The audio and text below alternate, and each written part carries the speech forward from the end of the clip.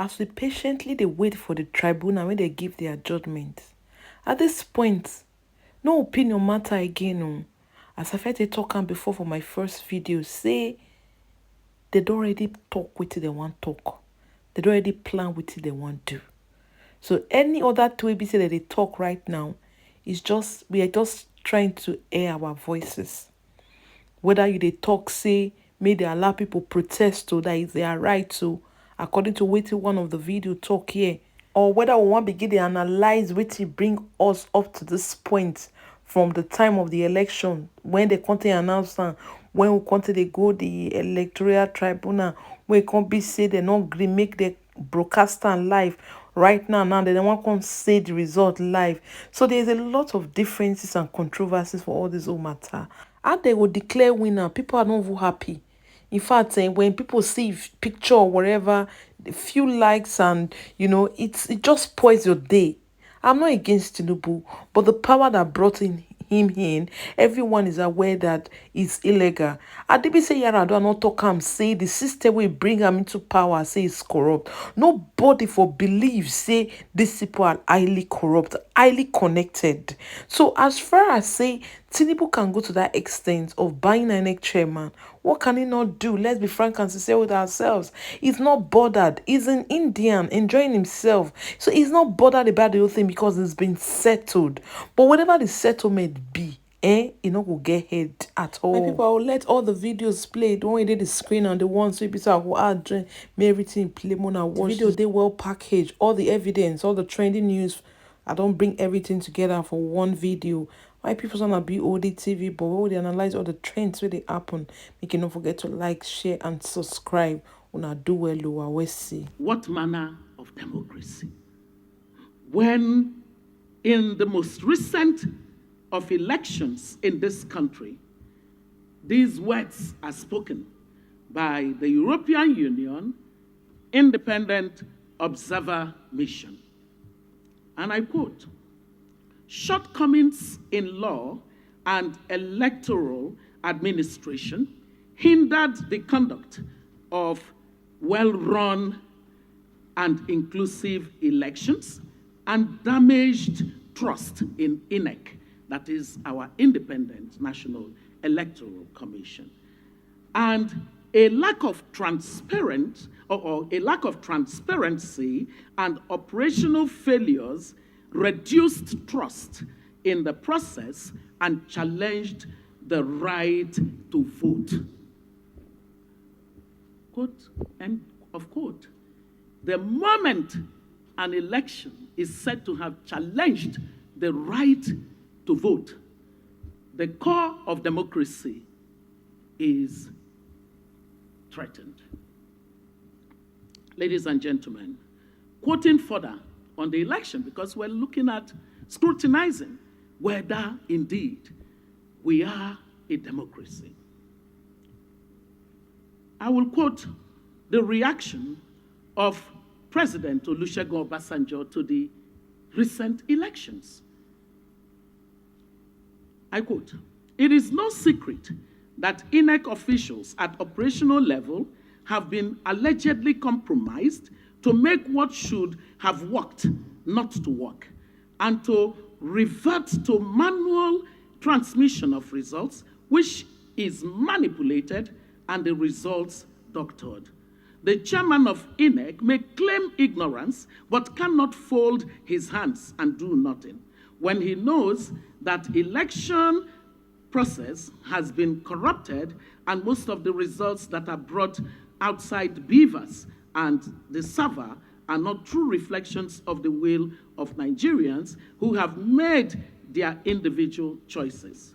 At this stage, we do not need wittingly or unwittingly to set this country on fire with greed, irresponsibility, and in an unpatriotic act of those who allegedly gave money to INEC officials for perversion and those who collected blood money. This is about elections in the year of the Lord 2023 for a country that gained independence in 1960. it's appalling that such assessment of our democracy should be the context within which we hold this very significant celebration of one who himself has been a public intellectual and academic in this field of political development. Ladies and gentlemen, the jury is still out on the 2023 elections, and so citizens rightly concerned about the legitimacy of the democratic process now have all eyes on the judiciary. My eyes are firmly on the judiciary as well. Ladies and gentlemen, are we really a democracy?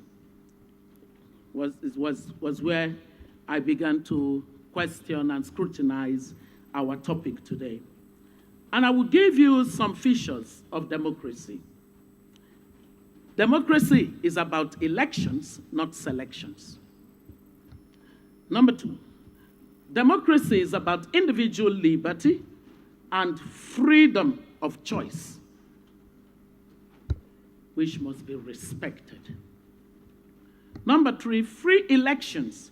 That is, elections are free and open to all citizens of voting age. Each individual's vote will count the same as others. Number four, transparency and accountability are cornerstones of a democracy, properly so-called. Number five, majority rules, but minority rights are protected. And number six, there is cooperation and compromise, but not compromise in the definition of what most Nigerians consider compromise. It is the fact that in democracy, you negotiate your perspectives in order to come to a consensus position. And then number seven, power and civic responsibility are exercised by all adult citizens. I go on to say that elections and the electoral process, or processes, or the electoral system, as it were, are the cornerstone of any democracy. Elections and other political processes are pivotal to the quality of a country's governance. That is really the case. And I'm sure that the more that we find our former leaders, like a President Jonathan, monitor elections across the continent, they cannot but understand this very important premise of what makes for a democracy. We have resorted to practicing pseudo-democracy in our continent, and we pay the price for it. Democracy has not failed Africa. What has failed Africa are very corrupted leaders masquerading as Democrats. That's what has failed Africa. Democracy, as a principle of governance, has not been practiced in majority of our countries. The closest country to have practiced democracy, and I pray for it every day that it doesn't unravel, is Botswana. Botswana has been consistent in the practice of the tenets of democracy. But in most of the African countries, and as we see it unraveling, we pretend to be shocked that a situation like that is going on. You cannot practice a process in the breach and expect anything less than what we see. Ladies and gentlemen, the final point that I want to make here around the matter of democracy, and go on to the next set of points, and then move away for the rest of the activities of today, is that all citizens in a democracy who qualify to select those that govern their society are the inherent possessors of political power. So political power resides in the citizens once they exercise that right to vote. Election in a democracy is the means of competition that enables people to choose the candidate or make preferences among options of individuals who wish to receive political power that rightly belongs to the people. Ladies and gentlemen, the political power that citizens hand to those they select is a delegated authority, which they must have to legitimately make decisions, which they must have in order to legitimately make decisions that will produce outcomes which are favorable to the collective welfare of society. Political power by those elected ought to produce public goods and services that improve the well-being of those that delegated authority to them. So we're back again to the purpose of government. Ladies and gentlemen, I had the conduct of well-run and inclusive elections and damaged trust in INEC, that is our Independent National Electoral Commission, and a lack of transparency and operational failures reduced trust in the process and challenged the right to vote. Quote, end of quote. The moment an election is said to have challenged the right to vote, the core of democracy is threatened. Ladies and gentlemen, quoting further on the election, because we're looking at scrutinizing whether indeed we are a democracy.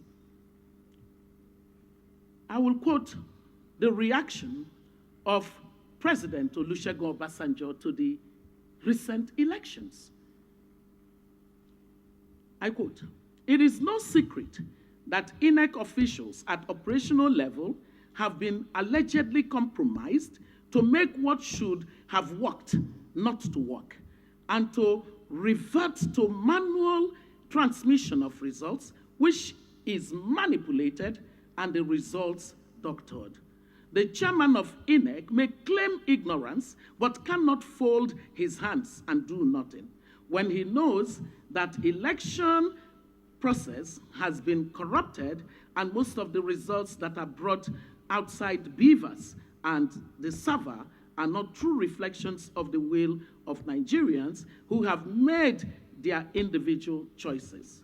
At this stage, we do not need wittingly or unwittingly to set this country on fire with greed, irresponsibility, and in an unpatriotic act of those who allegedly gave money to INEC officials for perversion and those who collected blood money. This is about elections in the year of the Lord 2023 for a country that gained independence in 1960.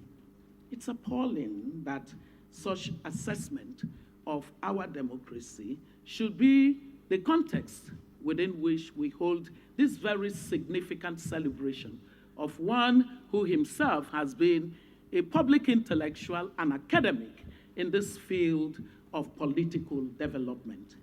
Ladies and gentlemen, the jury is still out on the 2023 elections, and so citizens rightly concerned about the legitimacy of the democratic process now have all eyes on the judiciary.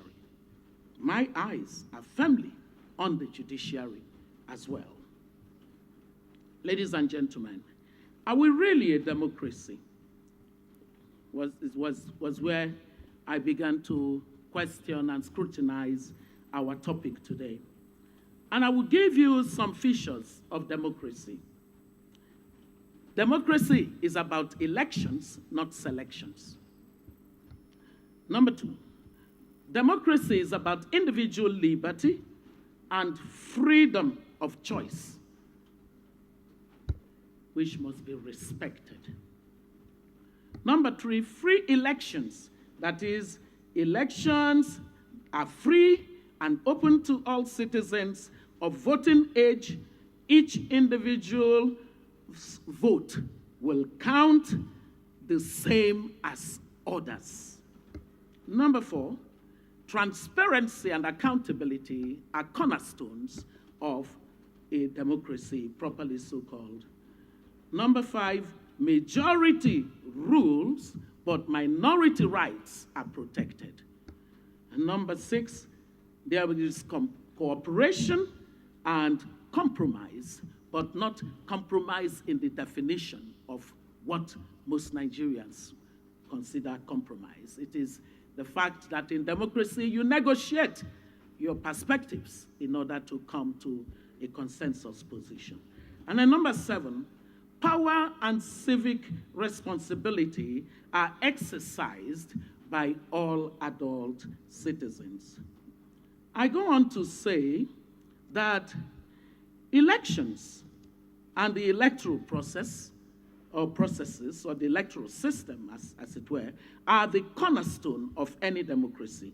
Elections and other political processes are pivotal to the quality of a country's governance.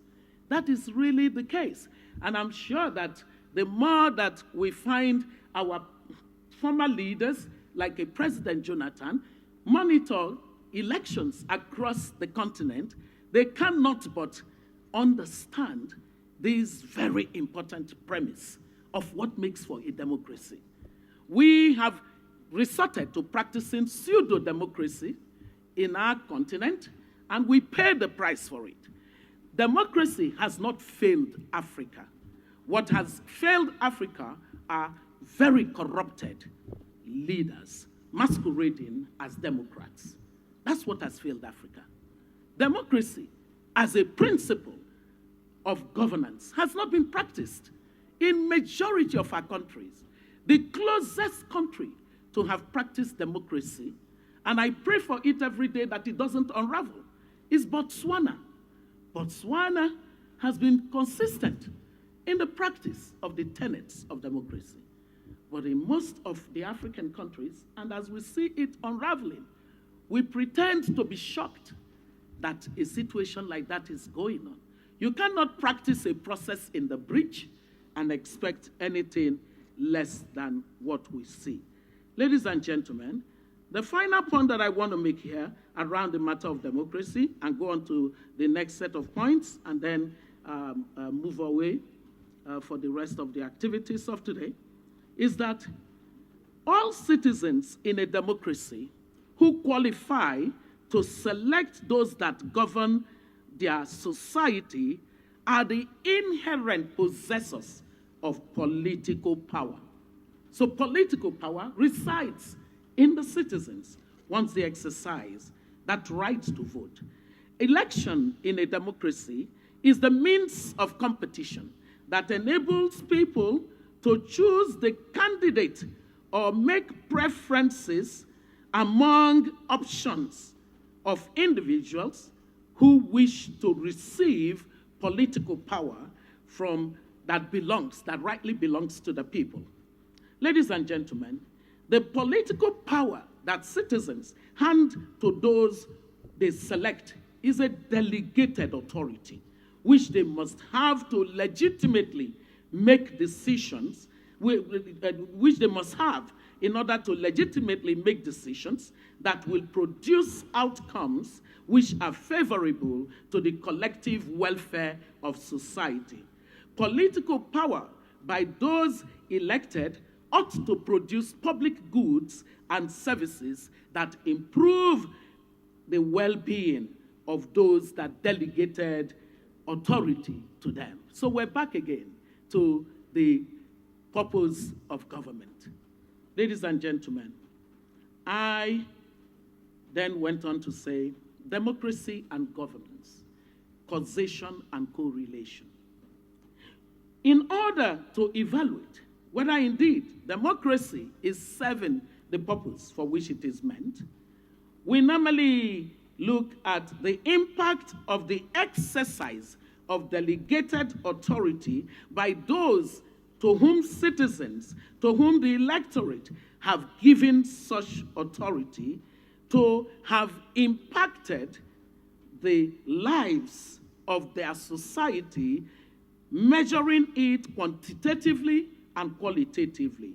And so these are some of the questions that I would like you to answer, because these are the kinds of research questions that underpin evaluation of how well democracy is doing. So, did democratic decisions lead to any of the following? If there's one that I say and it is a yes, please give me a yes. If there's one that I say that is a no, please give me a no. And so I ask you, did the democratic decisions of democratic leaders on our continent reduce the number of poor people? Okay, it's you that you're assessing. Oh, I didn't tell you the score. You're the one. And then the second one is, did the democratic decisions of politicians on our continent increase the productivity of their people? Okay, 0/2. Number 3, did it raise the life expectancy of the people of Africa? I don't know where you got your own data from. The person who said yes, it must be that his own life expectancy increased, but average life expectancy declines in, in the African. And then number 4, did the quality of democratic decisions improve the delivery of basic services to citizens? Number 5, did the practice of the politicians increase the stock of social capital for the continent? Can you not be distracted? When people come late, it should be quietly conducted. It shouldn't be something that everybody is... First, let's do what we're doing, please. Number 5, did the quality of democratic decisions, so-called, increase the rate of economic growth of economies on the continent? Did the decisions made by politicians in the continent increase the income per capita of the continent? Did it improve the social cohesion, inclusion, and better management of the continent's diversity? To that extent, therefore, it is questionable as to what value democracy has so far delivered to the continent of Africa. And so when we gather on a day like this, when an intellectual has asked us to candidly examine our journey, because he, like all of us, want a Nigeria that works, it is necessary that we must do so with candor and boldness. Do you agree? Ladies and gentlemen, I am one who prefer for data to speak. Data must speak. Data should speak across indicators of what it takes to be a country that is a Nigeria that works. Why do I emphasize data? It is because my famous quote is, "In God we trust, but everyone else must bring their data." You want to argue the point? Show me your data. And I'm not talking about the data with which you do your phone. I'm talking about the statistic that tells you whether indeed you're making the progress that is necessary to fulfill what the purpose of government is. I wish you would have seen one of the things that I have here. But I have an image from the Economics magazine, the Economist magazine.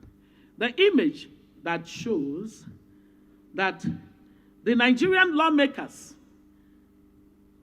are the ones that top the ranking of the global ranking of lawmakers' pay to GDP of a country. The Nigerian lawmakers' pay tops that ranking in a society where the minimum wage is less than salubrious. It's not even a livable wage. But Nigerian lawmakers completely trump the US, Japan, Britain, Singapore, Norway, and such other countries in terms of the ratio of lawmakers' pay to the GDP that the country generates. That's our own variant of democracy. Ladies and gentlemen, on security, we as a country are ranked number 143 among 163 independent countries. And in that measure, by the Institute of Economics and Peace, it says that Nigeria is one of the highest terrorism threat levels in the country. So we look at the weak social cohesion, and it says that we are the country in 2022, Nigeria Cohesion Survey by Africa Polling Institute says that we have an average of 39.6%, and that by 2021, it was 44.2%. So a lack of social cohesion, an important building block for development. And then on the economy, I would use two indicators for you. 7 out of 10, every 10 Nigerians are willing to leave their country if given the opportunity, according to a report by the Africa Polling Institute. This compares with only 1 out of every 3 seeking to leave their country in 2019. And then I said I would talk about, I'll give you on poverty.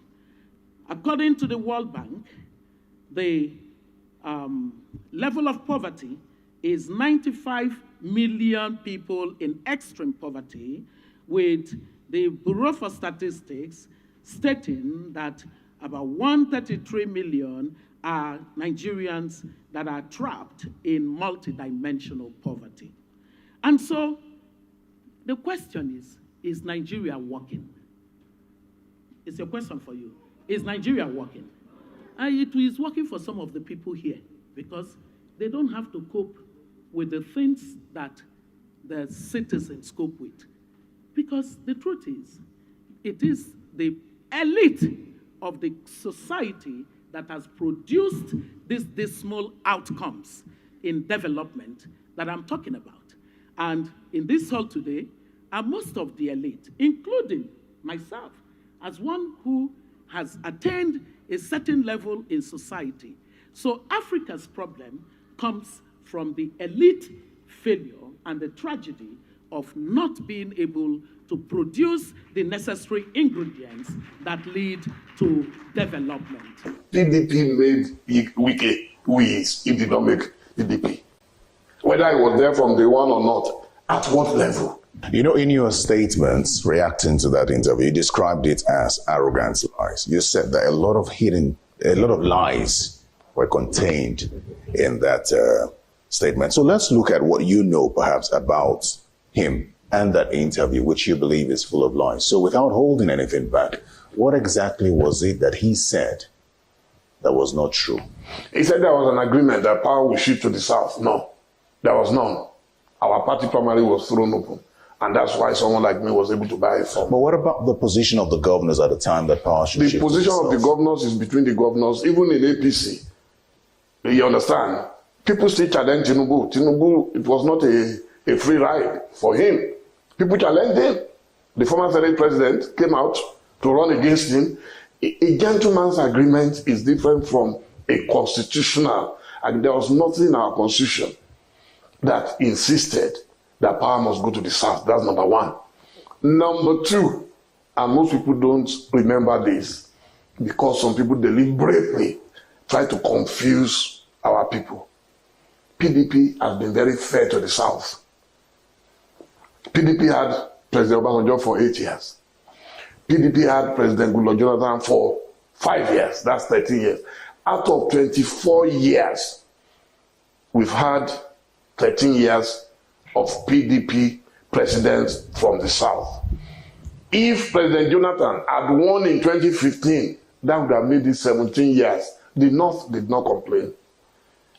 Look, if you are not logical, you can't be my friend. I was a student of logic at the University of Ife. I studied logic at the elementary level in the university. And till today, whatever I'm telling you must be logical. If PDP gave us in the South an opportunity to have 17 years, out of which we got 13. So how can one man come and say it is law? Let me tell you. The reason he was saying that was that he knew that in the South there would be nobody to challenge him. So it was very convenient to say, I'm fighting for this. Look, when Alhaji Atiku Abubakar said if power is ceded to the Southeast, if they give it to the Southeast, that it will not run. So why didn't he jump at it? Alhaji Atiku Abubakar was ready to, if the power, those who are fighting South, if you say it is going to the Southeast, he will support them. Why didn't he do that? But seeing the outcome of the elections now, do you look back and say perhaps Wike could have won this election if he was a candidate of the party? 1 million Wikes could not have. APC was determined to remain in power. APC has been a very useless political party in Nigeria. Everybody knows it. Even now, APC members themselves, Adams, Oshiomhole, my great Egbon, and everybody, they are all saying that they inherited a useless legacy from their former president. Openly. You have not seen that? That's what he's saying it now. So it tells you that what people were saying was right, was true, but that APC was useless. And that's one of the reasons I joined PDP. That, okay, maybe PDP would have launched their own lessons, so let's go to a party who had a fall. Because they lost the election because of some certain infractions at the time, and that let me go to that party. We can rebuild such a party. APC did not deserve to come back. APC should not come back in any reasonable society. And I am still insisting that that is why they had to use every power of coercion. That was not an election. And now I'm not even talking about Tinubu now. INEC was single-handedly responsible for the worst election in the history of Nigeria. The closest to it will be the Shagari election of 1983. It means we have not made any progress since then. Yakubu was running, was in a race as if he was, on the field, trying to win Olympic medal. How do you do an election with so many irregularities and people call your attention to it and you cannot take 1-2 extra weeks to even listen to them and examine their complaints? It was wrong. We knew the night he was going to declare. We knew that it was going to happen that night. Everybody knew it. Because it was racing against time. It was as if somebody was just goading him on and beating him. Yakubu, he must do this thing tonight. Don't let it pass tonight. Was it the process of the elections or the announcements that was your concern? The process. If the process is faulty, the announcement will be faulty. Which aspect of the process? Oh, too many. Too many. This has been disputed. Good thing it's in the court. Look, I can't go into the details again. Absolutely. Because I'll be dissipating my energy on what is already before. So I'm not a judge. But everybody, including the international community, they can abuse them. That they are free. That's our tradition. We don't accept truth sometimes. But the truth is that look at Tinubu won without a lot of those infractions. I will be the first to advise my principal to congratulate. In 2019, when they declared Buhari against Atiku, I went immediately on Twitter and said, Atiku show. congratulate him. Because I'm a fair man. I know no election will be perfect. But this one was a sham, totally shambolic. This was not an election. Now, let's stay with the issue of your party politics. We'll come to INEC again, but... you ran away from INEC now. You are running through. How to make Nigeria work. It's quite interesting. When I set up the 2014 National Dialogue, the key thing is how to make Nigeria work. Though we did not emphasize that so that people will really discuss the country. If you read through what people comment, a number of people say, yes, we are a country because we have, it's a defined geographical area. You can draw the map of Nigeria. We have our beacons that define the space, so that's why we're a country. But some people say we're a country, we're a state, because we have laws guiding the activities of human beings living in this defined area, but that we are not a nation. Well, I would be happy to listen to the discussants and the keynote speaker. We'll be able to convince us whether we are a state or we are a nation. And if we are a country and we're a state, how do we become a nation? I know as a person, I wouldn't want to go too deep into this topic. I just left office so that people will not begin to query me in so many ways. I know as a person that when the North and South were amalgamated, 1914 by Lord Lugard, probably the beginning, that formation period from 1914 till the early elections, party formations, and independent struggles, and our political parties. I'm not blaming our forefathers, but we failed to integrate us into a proper nation. We operated as individuals, interests, and so on. And of course, if you've read some of the comments of our former leaders, of course, I will made it very clear that there is no nation called Nigeria. Yes, it's a geographical entity, it's a country, it's a state that has laws, but there is no nation. The country was so polarized, even at that beginning, especially during the early political party formations, and the parties were regional parties. There was no sense of commitment to integrate Nigeria into an entity that you can say, yes, we have a nation with common interests, common philosophy, and people will be patriotic to that nation. Most of the parties belong to regions. Then there were some alliances for the purpose of ruling the country. And always when I compare Nigeria and country like Tanzania, incidentally I'm going to Dar es Salaam tomorrow, I feel that Julius Nyerere is so celebrated. He made his own vision then was to make Tanzania a nation. Yes, they have different tribes, maybe not as many as Nigeria, but they claim that they probably have the same, but I'm not sure they have the same. They have two major religions, Christianity and Islam. It's almost 50-50. Zanzibar is almost 90% Muslims. It's a major part of Tanzania. You really felt that, look, if I go through multi-party, that is philosophy. I'm not saying multi-party is the best for Nigeria now or as at that time. I'm just saying what leaders do to create nations. You see, if I go multi-party, the parties may take regional cleavages or regional cleavages or go into religious cleavages. Maybe you have Christian party, Muslim party, or one section and so on. And that when we go that way, they will have problems. The country will be divided, and that sense of nationality or nationality will be weak. That's why he advocated for one party. Late Kenneth Kaunda did the same thing in Zambia. They advocated for one party to unite the people first.